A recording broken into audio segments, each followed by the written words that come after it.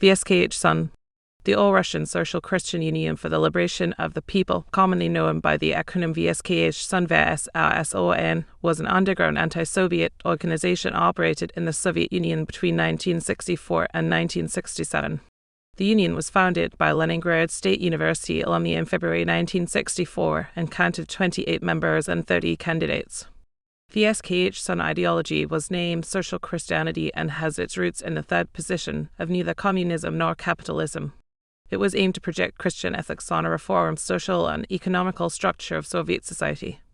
In order to achieve that goal, it was supposed to create the Supreme Council with the right to veto any government initiative, which should consist of 1/3 of members of the highest Russian Orthodox hierarchy and 2/3 of life outstanding representatives of the nation, while the head of the proposed Christian state should be elected by the Supreme Council, then approved by the public vote.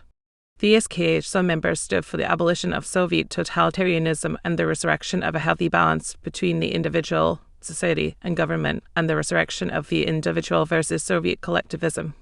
As compared to other secret youth organizations of the 1960s, early 1970s, the bylaws of VSKhSON had stated that every member of the organization is not only a propagandist and organizer, but a soldier.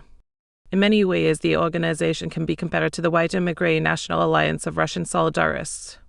In February 1967, after being denounced by an informant, the organization was designated as terrorist by the KGB. 21 of the organization's members were put on trial and received long terms of internment. Co-founder was sentenced to 7 years of imprisonment, 8 years of labor camps, and 5 years of exile.